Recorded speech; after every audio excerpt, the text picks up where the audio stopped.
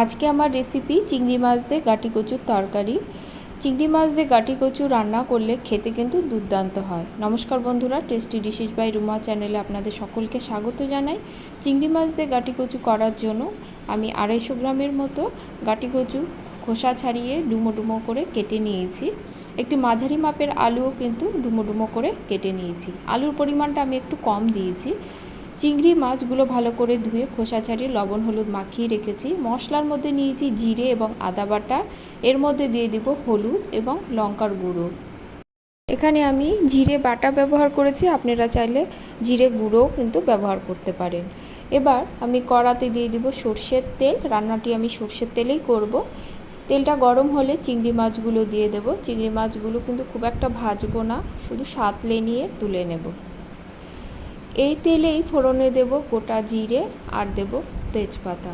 ফোড়নটা একটু নেড়ে নেব। ফোড়নটা থেকে সুন্দর গন্ধ বেরোলে ডুমো করে কেটে রাখা গাটি কচু এবং আলুটা দিয়ে দেব।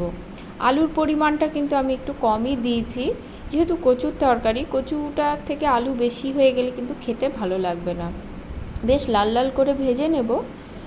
এবার আমি এর মধ্যে একটা ছোট মাপের টমেটো, আমি পেস্ট করিনি, একটু গ্রেট করে নিয়েছি, সেটা দিয়ে দেব। আর দিয়ে দেব নুন। নুনটা দিলে টমেটোটা তাড়াতাড়ি ভাজা হয়ে যায়, বেশ মজেও আসে। এবার আমি করে রাখা মশলাটা দিয়ে দেব। অল্প জল দেব। জল দিয়ে মশলাটা আমি কষিয়ে নেব।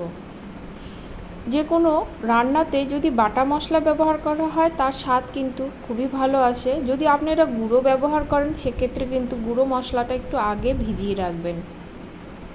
মশলাটার সঙ্গে কচুটা কষিয়ে নিয়ে আমি এর মধ্যে ভেজে রাখা চিংড়ি মাছটাও যোগ করব। সব উপকরণ একসঙ্গে কিন্তু মিনিট 2 মতো আবারও ভালো করে কষিয়ে নেব। মশলাটা কিন্তু আমার বেশ কষানো হয়ে গেছে, একটা সুন্দর গন্ধ বেরোচ্ছে। এবার আমি এর মধ্যে দিয়ে দেব জল। খুব একটা জল দেবার প্রয়োজন নেই, কারণ মশলাটা কষানোর সময় কিন্তু কচুটা অনেকটাই সেদ্ধ হয়ে গেছে। ঝালের জন্য 4-5টা কাঁচা লঙ্কা চিড়ে দিয়ে দেব। ঢাকা দিয়ে 5 থেকে 7 মিনিটের মতো মিডিয়াম হিটে রান্না করে নেব। 5 থেকে 7 মিনিট পরে ঢাকা খুলে দেখে নেব। দেখুন কালারটা কতটা সুন্দর এসেছে এবং ঝোলটা কিন্তু অনেকটাই কমে এসেছে। খুন্তি দিয়ে দেখে নেব আলু এবং কচুটা কিন্তু সুন্দরভাবে সেদ্ধ হয়ে গেছে। এবার আমি এর মধ্যে দিয়ে দেব অল্প পরিমাণে গরম মশলার গুঁড়ো। ভালো করে আবারও নেড়ে নেব। হ্যাঁ, আমি এই তরকারিতে অল্প পরিমাণে চিনি দিয়েছি, সেটা আমি ক্যামেরা বন্দি করতে ভুলে গেছি। আপনারা যদি চিনি খেয়ে থাকেন তাহলে অল্প পরিমাণে দিতে পারেন। 1 চামচ ঘিও যোগ করব। করে আবারও ভালো করে মিশিয়ে গ্যাসের ফ্লেম লোতে রেখে 1 মিনিটের মতো রান্না করে নেব। অনেকে এই কচুর তরকারিতে পেঁয়াজ ব্যবহার করে, আমি পেঁয়াজ ছাড়াই এই কচুর তরকারি রান্না করি। একবার এভাবে পেঁয়াজ ছাড়া কচুর তরকারিটা করে খেয়ে দেখবেন, এর স্বাদ কিন্তু মুখে লেগে থাকবে।